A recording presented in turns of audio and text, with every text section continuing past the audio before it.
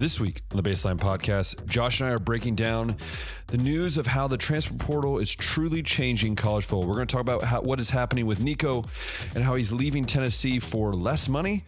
And then we're also going to be breaking down what's happening in baseball a little bit and then focusing on our last and final mock draft 3.0. All that and so much more coming up on the Baseline Podcast. Hey, everyone. Welcome back to another episode of the Baseline Podcast. I'm Ben.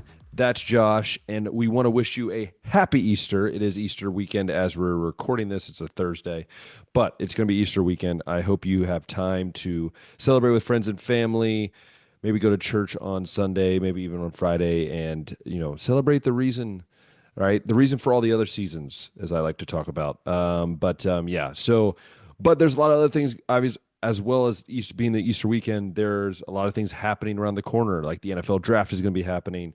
Baseball's coming up into full swing even more. We're starting to see the standings. We're starting to see separation. And we're also seeing college football news. We're seeing NFL free agency, retirements. We're seeing basketball news. We're seeing how the Blue Jackets still can't make the playoffs because they suck. And we're seeing all these different things happening. And we're going to talk about all that here coming up.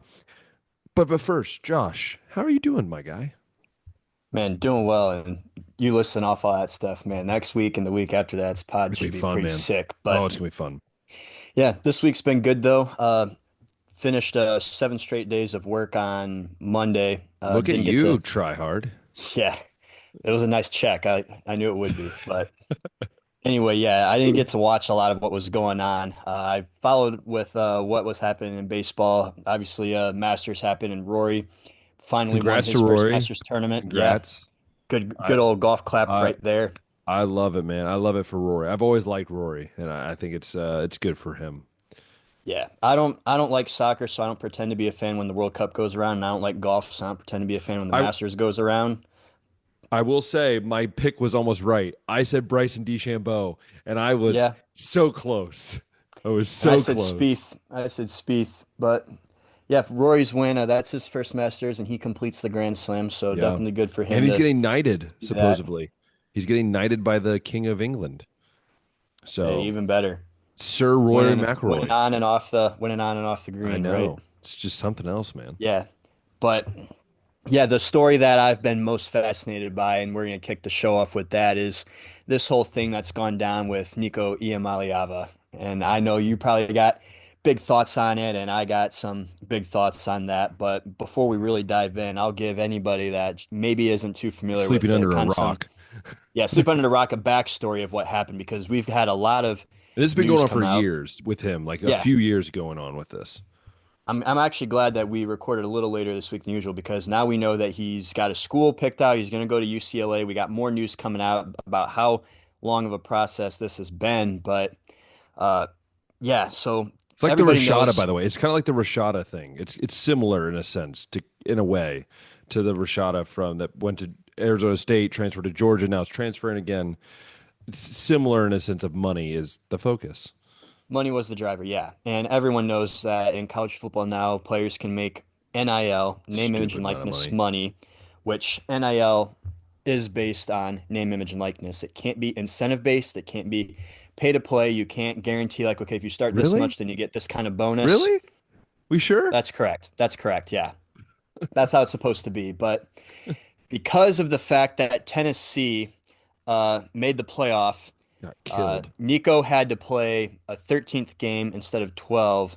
And so, because of that, his agent, his dad, whoever's in his camp making all the decisions for him, Terrible decision. said that we need more money because now we're playing more games. Even though the year before, when he was a true freshman, didn't play a single game. Still got $1 million. So he shouldn't have got, yeah, still got $2 million. Shouldn't have had any money then if we're going by that. So it was like, we need more money. And Tennessee, to It's their like, credit, no. puts their foot down and says, "No, we're not going to do that." Then fast forward, Ian Maliava obviously has the terrible game, so loses all leverage to make any more money. You'd think going 104 yards, no touchdowns. I think 2 picks in that Ohio State playoff game got shelled. Fast forward to spring, we're kind of dealing with the same stuff. Like they're not too happy with the situation at Tennessee with the receivers, the offensive line, so they think Nico's going to carry more load, and they want that 2 million doubled to four. Once again, Tennessee's like, we're not doing that. And then they're like, well, if you don't, then we're gonna sit out the spring game and enter the transfer portal. And Tennessee's like, go ahead, we're gonna part ways. Yeah. Here, So here's the door. Do you want me to show you where to walk? most teams in this situation might have folded and given all the money, but to Tennessee's credit, Class, they did man. not. Class. So goes to the portal. They're like, we're gonna get our 4 million. We saw the money that Carson Beck just got to go to Miami. There's definitely gonna be more out there Uh, for us, and Knock no knock. one bent the Spring knee. portal. Spring portal. Dot dot.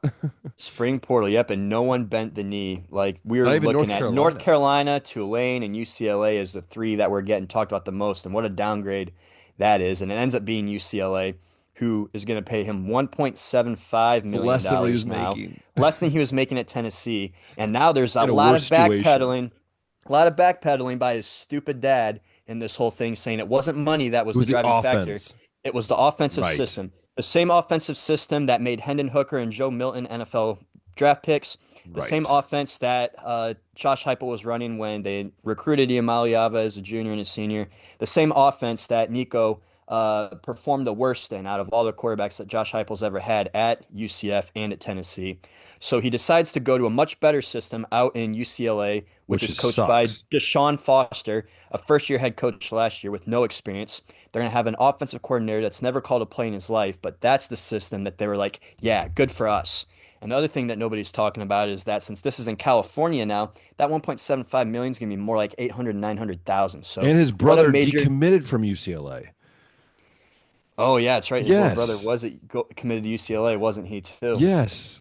So all that to say, Major L. A lot of people are wondering like who should bear the most blame. Some people are saying his dad and his agent for being bad voices and for trying to milk, a couple million now instead of focusing on like the generational wealth that he Development, can get in the man. NFL and develop. Some people are saying it's Nico himself, and I kind of lean more there because while these other people are making his It's decisions, your it's like decision, man. you're an adult, you have to be the one to make the calls. And I guess some of the stipulations of his Tennessee NIL deal were, to sign autographs, make appearances. That's kind of like how these things work.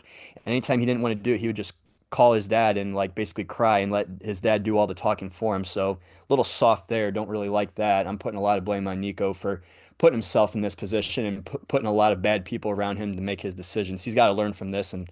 hopefully get a better circle around him after this. And then there's ultimately the NCAA, which is the one that basically said NIL money with no rules. So that means that instead of Gatorade and Nike coming out with commercials, like we always thought should have been legal, all these schools are getting fans and boosters to donate to a collective, and they're basically paying out salaries, and that's never how NIL was supposed to be. So there's a lot of circus activity going on like this, and I thought eventually in the 12-team playoff we'd see players sit out for the NFL draft because eventually everyone would figure out that 12 teams do not deserve a shot at the national championship. We saw the amount of blowouts that there were in the first round this year, and if a 10 or 11 seed is just going to get shelled by, a team that actually belongs there, some of those first round picks on the 10 or 11 seed might be like, not worth the risk. I'm going to sit this one out and I'm going to go to the NFL. But never would have thought that we would have had an NIL standoff. And apparently, Nico wasn't the only one that was threatening to set out playoff games. According to Josh Pate, there were more out there.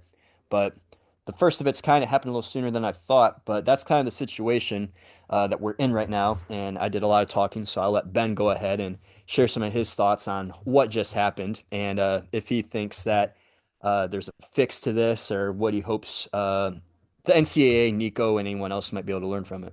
Yeah, you said a lot of great things, and I think we both are frustrated by this. I think just as fans, I think because this now opens the gateway to 19-year-olds telling schools that no, I'm worth more than that. You're 19. And by the way, I just want to point out that Nico had a very, very average year for a guy making 2 million. Ranked Right? in If like the this 50s if and the this was 60s in all the major Yes, categories. if this was the NFL and you had that season and you said, "Hey, I would like a contract extension," 90% of the teams are going to go, "No, no, you're just going to work out your money." It's kind of like in baseball we see a lot where like guys want an extension, they're like, "No, we're going to keep you through arbitration," right? Like, it's kind of the same thing with Nico, and I think, look, hats off to Tennessee. Like you said, it's not easy to say like this was our cornerstone. This is the guy we invested in. This is what the boosters invested in. But when the This is boosters who they were planning on being their quarterback exactly this coming boosters season. boosters and the school came together and said like this is ridiculous. This kid thinks like he couldn't even beat Ohio State in the cold weather when we had our shirts off. Like the other day, like Ohio State showed them that like, oh yeah, we're not ready for this big stage yet, and he's not ready. And so what in those 3 months did his dad and the agent go? We deserve more money. To me, it's like that's like going to that's like going to a poker game, right? And you've already lost like 3 or 4 rounds, and you decide, you know what? Screw it. I would like more chips, please. But you lost it, sir. I would like more chips, please, right now. Right? Like that's the vibe you get is like it's like almost like you deserve it because you're this guy.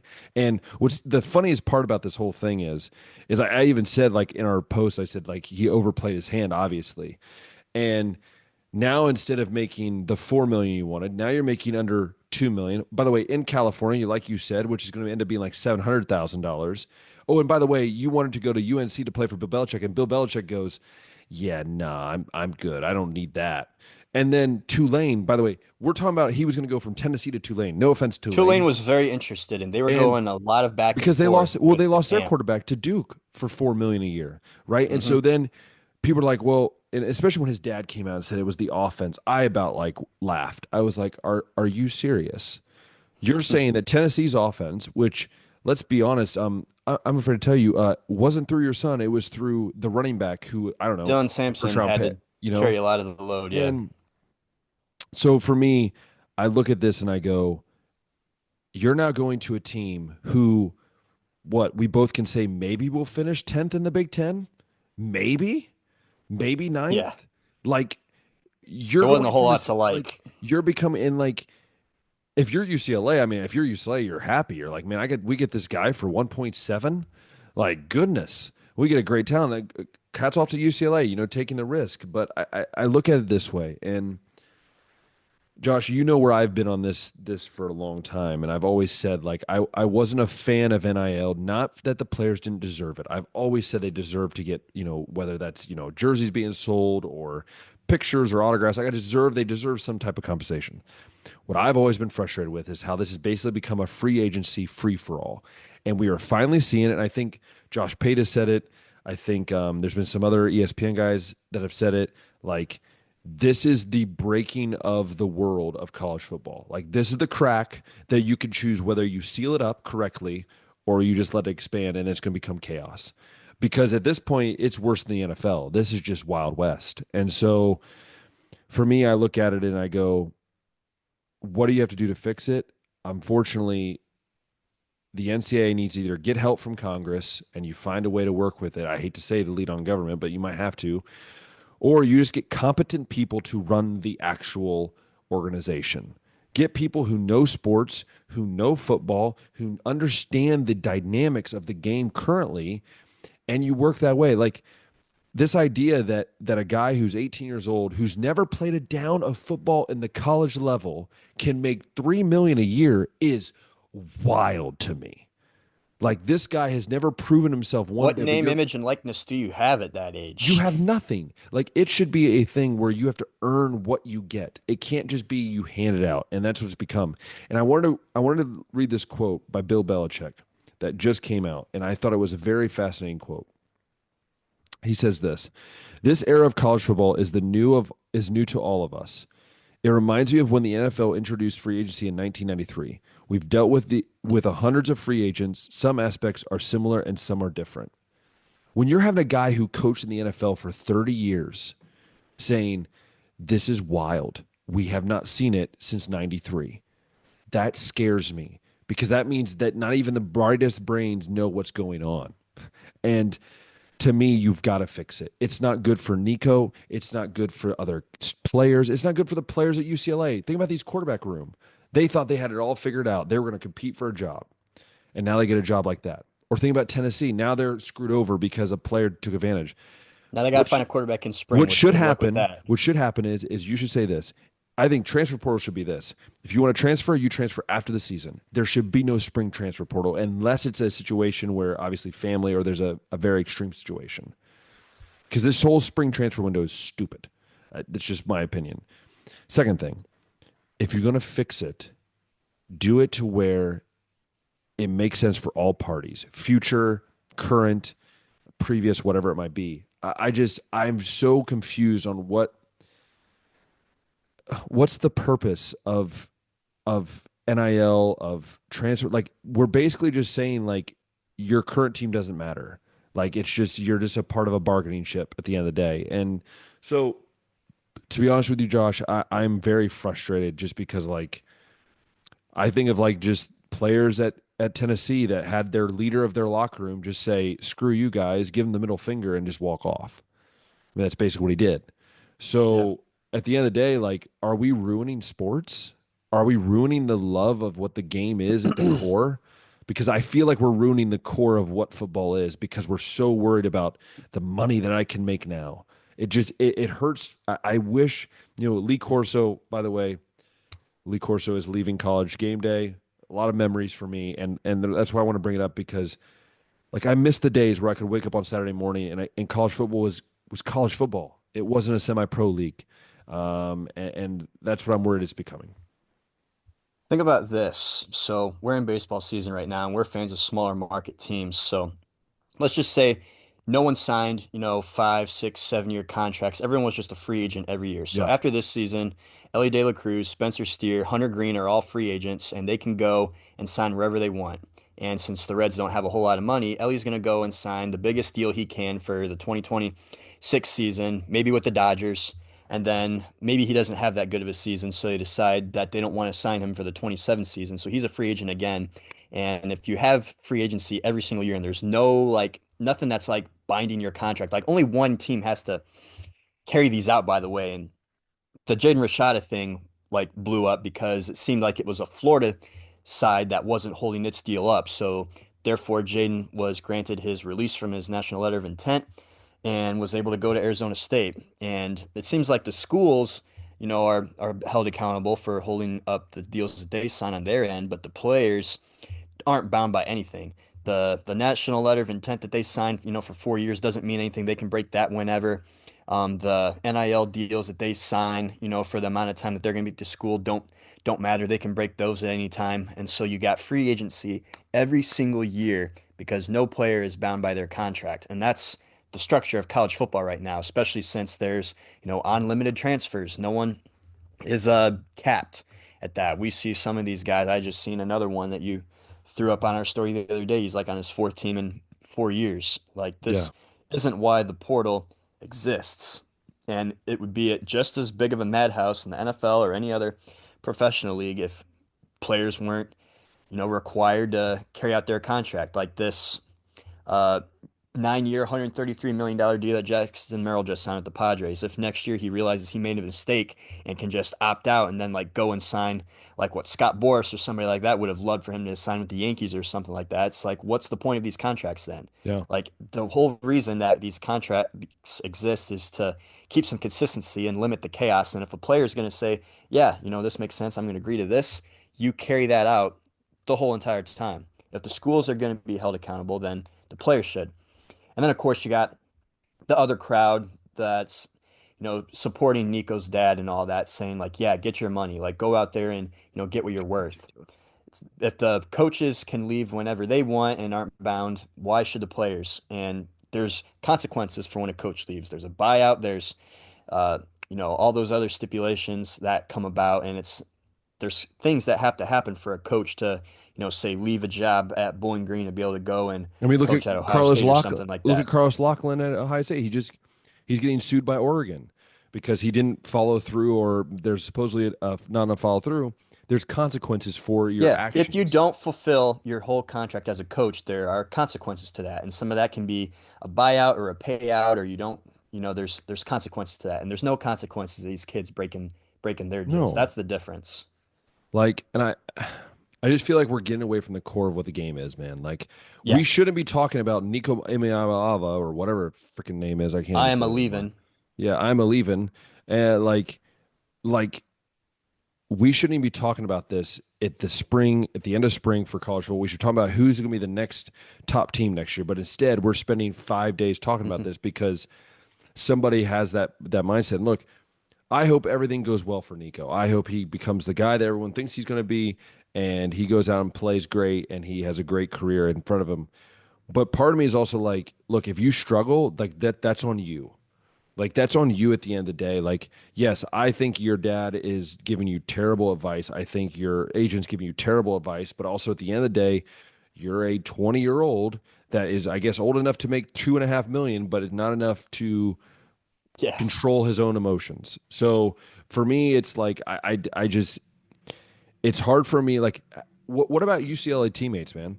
Like, what are they going to think? Like, so wait, are you going to come here and just leave when you're unhappy, or are you going to not show up to practice, or like, what are we going to do? Like, I would have real strong as a teammate. I would struggle to really believe in him as a leader if that's what he did at his last place, you know. And it's the same way with a lot of these guys. You know, I saw in basketball. Like, there's a basketball guy who's on his like sixth, his 12th team in 8 years that goes back to high school. Like those kind of guys I struggle with. It's just a mercenary mentality, and I don't like it. Yeah. Me neither. So Nico's the first, and I don't think it There'll went be the way many that more. he thought. And There will be there could many be many more. more, or there could be way less than there would have been because they saw how this all Do you went out. do you think there will be do you think there will be oversight from the US government? Yes or no? I think eventually they're gonna welcome the U.S. government into this, and I hate that because government ruins everything. Yes, I do too. But But at the end of the day, like if it's going to save football to be at least a little bit more like football, then I'll take it. yeah, it's never gonna be the way that it was when we were kids, and that's unfortunate. But And also, hopefully, what are your thoughts on Lee Corso before we move on? Are you obviously he should have probably retired about 4 years ago, five a years long ago, time ago, yeah, it's about time. but Like it's a bummer seeing him on though. TV sometimes like gave me It's Joe Biden painful. vibes. Yeah. But And yeah, and his last game will be at the Shoe, which by the way, if you didn't know, his first ever game doing headgear was at the Shoe. So I think that's like starting and finishing there. a cool way to cap off his career. But hats off to Lee Corso. Many of my childhood, I posted on Facebook today. I shared it like that. I had many memories with my dad. Like just remember waking up, watching College Game Day with my dad. I'm sure you did too, Josh. Like watching Game Day, and like that was just part of your Saturday morning when you were a kid. Yeah, You woke up and yeah, watched College Game definitely. Day. Definitely was one of the entertainers in this sport, and the clip that will live in my head from him for probably ever is that one of the Yale Harvard, I think it was, where a kid's on set and says "Go Bulldogs," and he just looks at me and is like, "Not so fast, midget, not so fast." Or the best when he was like, when he just shoots the Sooner gun and like Kirk Herbstreit like didn't know it was loaded, and he's just like, oh, Yeah, he's like, oh, that's like another some good of those one. are Yeah, just great, like because he yeah, has, I think he definitely did give a little bit of Joe Biden's vibes though at the end of his career, yeah. It little was too much time to forgetting. yeah time to get off TV for That is sure. true. But That is true. uh, staying on the football scene, we got our Yeah, mock 3.0s to go through because, like you said, the NFL draft is next week. So, not a whole lot has really changed in the landscape of free agency and trades and stuff, although Teron Armstead has retired. That was officially, yeah. something that people were wondering if it was going to happen or not. That's the left tackle from the Miami Dolphins. So, I've been adamant on Malachi Starks going over there, and we might see that change in my draft. Maybe we won't, but I also have toyed around with what I think the Jets are going to do. I think I've had a different pick there every time, and that's not even related to anything that they've done. It's just more so been like We don't know I have a what new they're going to idea. do. Yeah, I have a new idea every time, but yeah, we'll see how that affects my draft downstream. But at least the first six picks, Ben, in my draft are all staying the same, and that's Cam Ward to Tennessee first. Like I said, I think they will go quarterback, and I think he's the best one there. Abdul Carter to Cleveland. I see a lot of the mocks lately are picking Travis Hunter to go here. But Also, I don't know if you according to him, if he he is doesn't only play both playing both ways, ways. He will he not will play quit football. football. He will quit football, which I Like, don't believe. okay. But okay, dude. So Travis Hunter, third to the Giants. Will Campbell getting that offensive line fixed, going to New England. Jacksonville sticking with Mason Graham pick there, and Ashton Genty going to Vegas to get them a weapon in the backfield there. I think they'll stick with Geno at quarterback and the receivers and tight ends that they got in the meantime, and just look at that weapon in the backfield. But the first six picks are staying the same in my mock. Yeah, dude, Dude, I feel like this year the mock drafts are just so weird because there's no like studs. Not that there's no studs. There's no like definite like I feel like guys outside of Cam Ward. I feel like there's a lot of areas teams could go. So yeah, I'm gonna stick with Cam Ward number one. Um, man, I was very tempted. There's part of me that feels like the Browns are going to go Travis Hunter, mainly because today came out that Barry called him the Otani of football, which makes me feel like you wouldn't call him that unless you're thinking about actually picking him. Right. Um, so I tossed it around and I said, screw it. And I'm going Travis Hunter too, All right. because I just, there's just so much chatter, man. And I know the Browns are secretive, but when you come out, your GM comes out and calls him Otani of football. I'm just saying it seems a little weird. So I'm gonna go Yeah. Travis Hunter. And they just made a signing. They got the guy from Arizona, I think, Okpara, who's actually not bad. So for me, it's like, why do you keep adding on the defensive line? I'm kind of confused if you're going to draft one. So it'd be interesting to see what they go there. So I'm going to go Travis Hunter there. I'm going to go three. I'm going to go Will Campbell still. I still have Will Campbell going to the Giants. I mean, they need, dude, they could have a whole, they just need a whole offensive line, to be honest with you. Four, I'm going to go Abdul Carter to the Patriots. I think it's an interesting fit. I feel like you have Mike Vrabel, defensive lineman. I think it kind of like meshes up. But also, I do want to mention with the Giants pick, they have said that there's a chance they will trade it. So that could be another thing that we see in the future. And obviously, just to point out too, this might be our last mock draft till the draft. We'll have to wait and see. This will be. Yeah, I most think this likely. will be our last Yeah, mock. yeah, it will be actually because yeah, it comes up soon. Yeah, so yeah, so if I'm wrong, screw it. Five, I still have Mason Graham going to the Jaguars. Six, I don't. I'm going to stick with Shadur Sanders. I'm probably wrong, but Hmm. I don't know where to put him. Yeah. I don't know where to put him. I'm just going to keep him Figuring there. out a fit for Shador is tough Yeah, too. I'm Some of going to these keep the guys think he Raiders. could fall to the end of the first round. Some think that he could be the second pick. Yeah, It's I'm going to keep him at six at the Raiders. So I'll just keep him there for the heck of it. All right, all right. go. Yeah, Jets pick is changing for me. I think I've had them picking Mason Graham here before. I've had them picking Shador in the last one, and this time I got them taking Armand Membo. That's what I Uh, had. Yeah, yeah, yeah, just I have the fixing same. that offensive line, getting that strengthened up. See what you got with Justin Fields, and go from there. But yeah, can't really go wrong with a tackle pick there. And a lot of people are liking Mimbo. He's been trending up this whole like NFL draft season, so I got him going there. Yeah, I'm going to keep Armand Bembo there. I think that you're right. They need protection for Justin Fields first off, and I think that's a good pick. He's probably the second best tackle on the board, so I'm going to go Membo there. What do you got for eight? Carolina, yeah.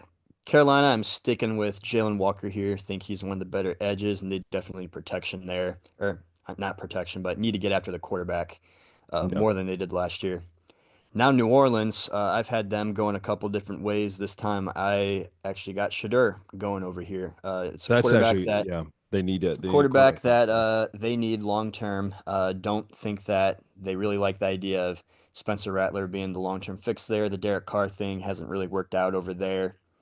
Uh, Tyler Warren would be a fit for sure, but you know, uh, there's a lot of different ways New Orleans could go. They could go and get an edge to replace Cam They Jordan might be too. one that That's trades up too. I would be surprised if they trade up. yeah, they could. They got a lot of ways that they could go, but right now I'm feeling more like Shadur Sanders. In Chicago, I had them taking Membo before, but since he's gone, I got them taking Kelvin Banks, the next best available offensive lineman here. Kind of the same situation that the Jets are in, where it's like you got a younger quarterback that you believe is talented, and they definitely need some protection. They got weapons around. Now they need to give him time to throw the ball. Yeah, I'm gonna so at eight, I'm gonna keep Shamar Stewart. I really like Stewart. I think he's gonna be really good. Um, I could have played around with a lot of different guys, I think here, but I'm gonna keep Shamar Stewart there. Nine, I'm gonna keep Tyler Warren. I do like the quarterback thing. I didn't think about that. I really do like that idea.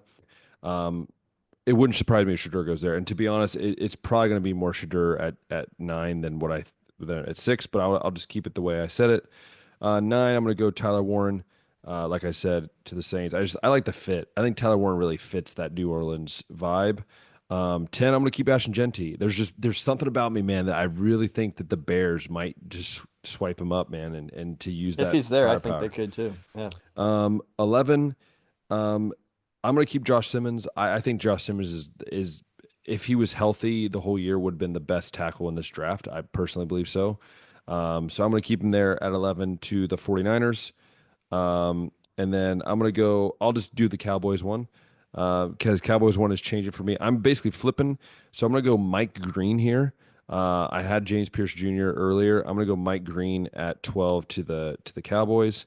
And then 13, I'm going to go keep Malachi Starks just because maybe I'm wrong. Maybe they're not going to go safety. Maybe they'll go tackle. But I'm going to keep Malachi Starks there at 13. 14, I'm going to keep Colson Loveland. And then 15, I'm going to go James Pierce Jr. to the Falcons. All right. 11 for me, I'm staying with Will Johnson over there, fitting a need in the secondary that San Francisco has. I think that I mean, we really don't know where Will Johnson could go. I think that like talent-wise, he's got like top five potential. I initially had him going to Jacksonville Just at injury five, prone. but yeah, you just don't know with like that foot situation. But I think San Francisco would uh, picking him at 11 would be like a pretty safe spot. Dallas, I still got them taking McMillan, wide receiver from Arizona. I think that's the best uh, receiver in this draft, and Dallas has also shown, even with other needs like they do, will take a wide receiver they feels talented, and they also kind of need one right now. CeeDee Lamb had his best seasons when uh, Amari Cooper and Michael Gallup were over there to take some pressure off of him, and you need another guy that can do that right now. And then Miami, yeah, I did decide to stick with Malachi Starks here since Kelvin Banks now is off the board at 10. Next best tackle, I mean, we're looking, maybe it's Josh Simmons, maybe it's Gray Zabel, someone that plays both like Donovan Jackson. I just think that those are reaches at 13. And since safety's Take the also best guy you get. pretty Yeah. big need, yeah. In this draft, since it's there's really not a whole lot of top end talent, take the best available right here and go with Malachi Starks. Uh, Colts, I still got them addressing tight end finally and going Tyler Warren here. And since New Orleans is taking Shador with that ninth pick now, Shamar Stewart has fallen to 15 for me at Atlanta. They go and get some extra boost there at their pass rush. Yeah, yeah. It's this is an interesting thing because um, if you look at 16 to the Cardinals, right? You know who their O line coach is now, right? Who is that? It is the High State old line coach, That Fry. is Justin So, Fry. Okay. so this is why I think if Josh Simmons doesn't go to 11, I do believe that he'll fall to 16, and I think he'll get picked up by the Cardinals. I think if Josh Hmm. Simmons is sitting there, picked up the Cardinals. I think same with Jackson. If they really wanted to drop down and get Jackson or even reach here, they could go get Jackson. I'm not going to do that here. I'm going to go Jedi Barron. I'm going to keep him there. It's a good corner help. They need safety. They need defensive backs in general. And I think I still just the thing with Will Johnson just scares me with a foot, man. Like as a coach right now, like we have a receiver who's one of our best receivers, and his foot's all jacked up, and like he's just not running the same routes. He's slower off the ball. It's the same with DBs. Like you got to be able to move your feet. So stick with there. 17, the Bengals. I'm going to keep. I'm actually going to. I thought about changing this around a little bit. They do need O line help. You would agree, right? The Bengals. So, They um, do. I just don't think that they'll address that. no, I Or if they don't do, I'd be either. shocked. I don't either. So I didn't know what to do with this. I'm just gonna keep it Tate Ratledge.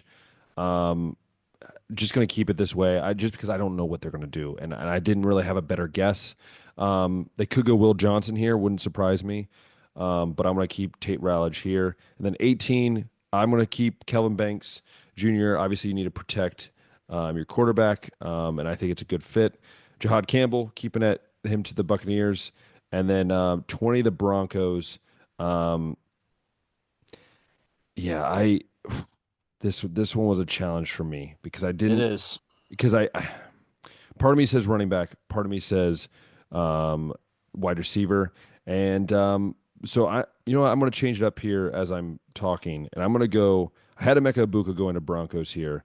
I'm actually going to say I'm going to go. Ooh, this is tough. I'm gonna go Quinshon Judkins here. I'm gonna go Quinshon Judkins here to Broncos. I think it fits kind of that Hmm. needy greedy fit. I had him going at 22, so it's not really a stretch. So I'm Mm. gonna go 20 Quinshon Judkins. Yeah, to round out the top 20 there. All right. Yeah, rounding up my top 20. Arizona, yeah, they got a lot of ways that they could go. I know that I believe that was Josh Sweat that they added to fix Yeah. the pass rush. I still got them adding to that with Mike Green here at edge. But I do like that thought about maybe Josh Simmons. Cincinnati, I've had them going Kenneth Grant, I think the first two times. This time around, I got them going Michael Williams since he's available at the edge, boost the pass rush. I doubt that they fix the offensive line or try to anytime soon. I'll believe it when I see it, basically.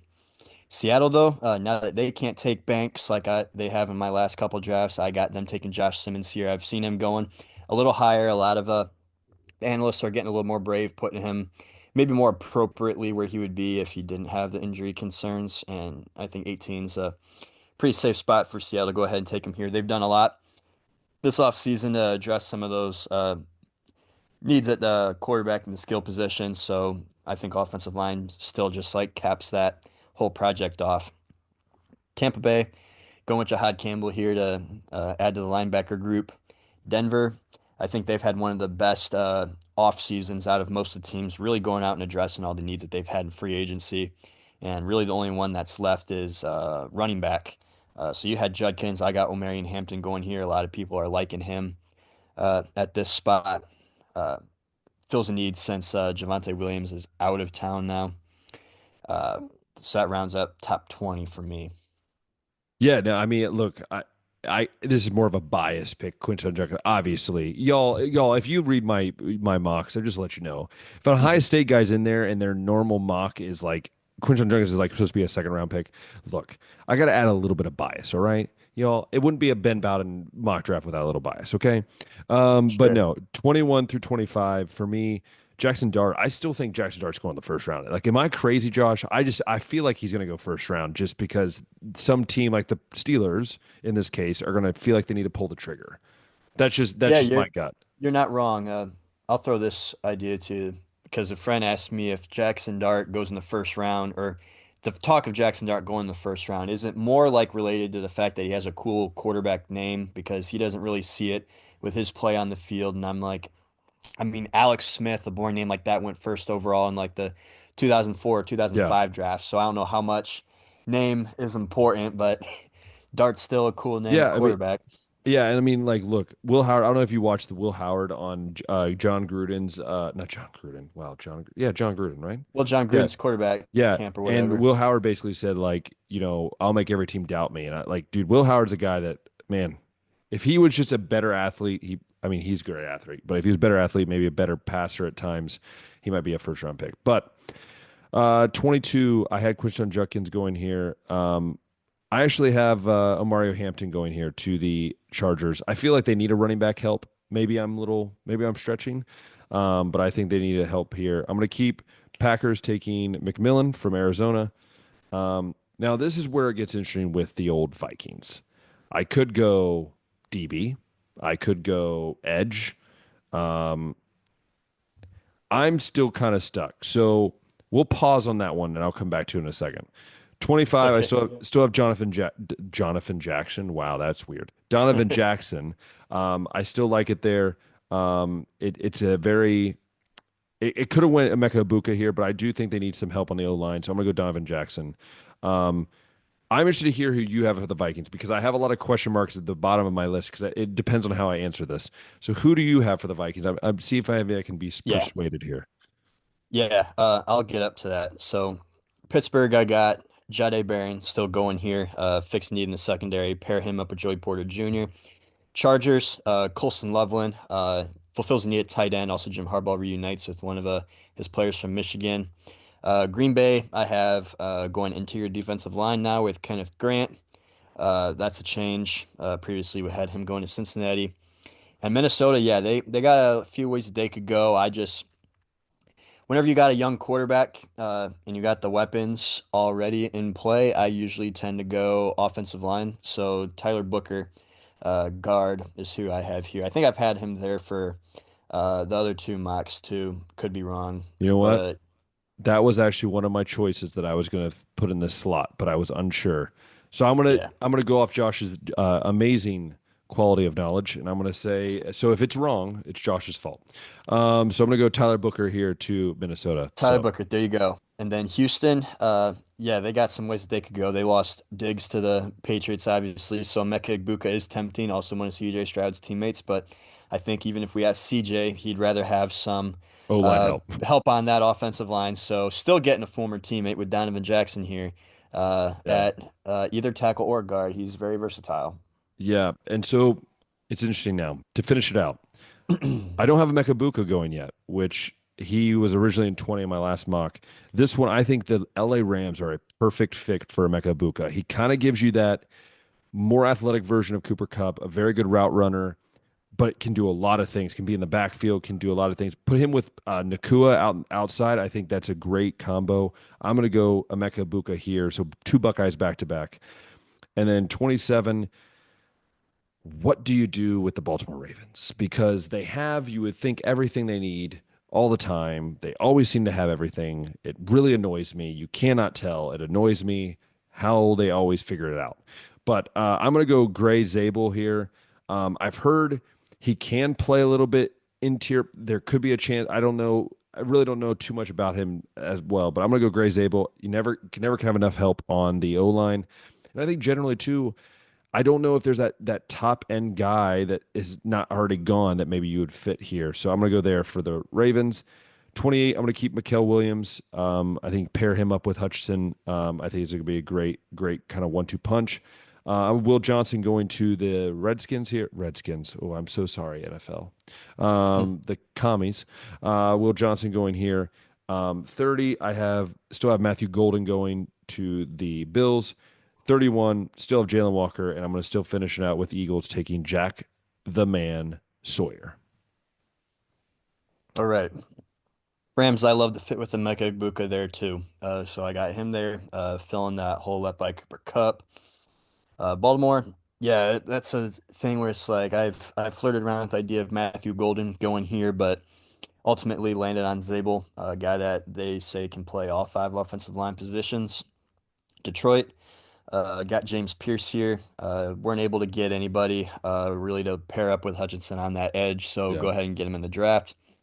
Washington, I got Azarai Thomas, I think is how you say his name, corner, filling a hole over there in the secondary.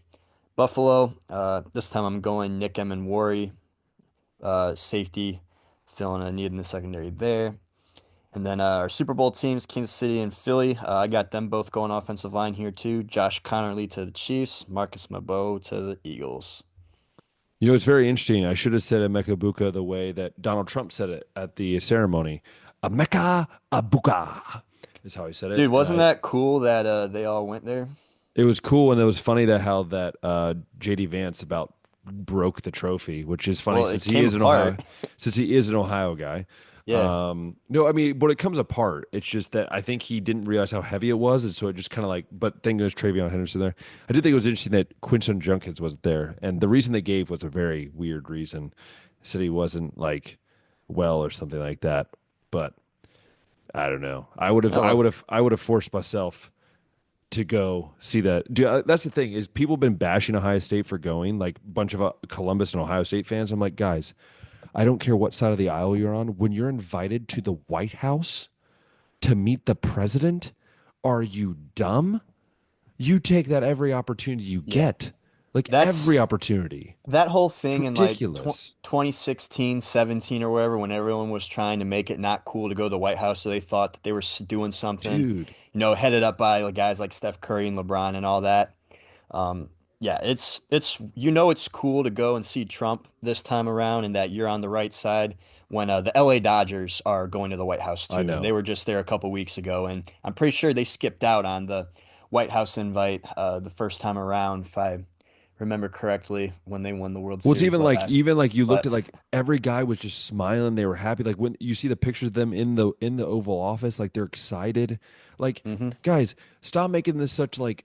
Why has everything become political, man? Like, I just want for once just be. The fact that the president wants you there is awesome. Like he wants you Yeah, there. He wants to support you. He talks great about your head coach. And I think had a lot of Ryan, good things to say about Jeremiah Smith too. dude, and Ryan Day, I thought had a great little remark of just thanking the president. Like, look, you can be bipartisan and just enjoy the fact that the leader of the free world shook your hand. Like, I would have been like, I'm not washing this hand for years, right? Like, that's just what's so cool, man. Like, and gotta Even quit just this stuff, like you man. said, going to the Oval Office, like how many people do you know that have been in the Oval Office? Zero, zero. Same. Zero. I know zero. And I'm Actually, pretty oh, sure no, all no, my no, no. We take that friends, back. We take that back. We both interviewed one at Cedarville. Grace got to the Oval Office. Yes. So Okay. there's one. There is one that I we guess that we is one, yeah. But I would wager that all of my friends also know zero people. like take the advantage, man, when you get that opportunity. And Yeah. no, but it's great though. I think it's awesome. It was really cool to see, and it was funny that David Cohn was there, and like it's just funny because he was just like he posted about You Jim took a Tressel. picture with Jim Tressel, Yeah, yeah. he's like, I respect this guy a lot. He beat our butts. Like, it's just obvious, Yeah. true. But anyways, that's all we got for today's show. Again, it's getting hectic. It's about to get real hectic when the NBA playoffs start. Everything's going to go. We'll kind of preview all that Yeah. because obviously it's the playing games right Right now the now. playing games are going Yeah, on, so as Cavs fans, we're kind of just yeah, waiting to we're just see who waiting. that eight We're seed is waiting. going to Yeah, be. yeah, we're waiting. So it'll be interesting to see. But anyways, I hope you guys had an amazing time with us. Once again, if you've loved watching on YouTube, go click that thumbs up button, the subscribe button, hit the notification bell. If you love listening to us on Out Podcasts, Spotify as well, make sure you favorite over there. Also, in the comment below, I want you to leave where's the one, what is, I'll put it this way. What would be your solution to solving the NIL crisis? Yes, I'm calling it a crisis because it is. What Hmm. is your solution? Drop it down below, message us, whatever. Let us know. I'd be really interested to hear all that. And also, would you go visit the White House if you got invited? I think I know the answer to that. But anyways, hope you guys have an amazing and safe weekend with friends and family. Go celebrate Easter. Go celebrate the reason why we celebrate everything else, and that Jesus down the cross and rose on the third day. And once again, until next time, we'll see ya.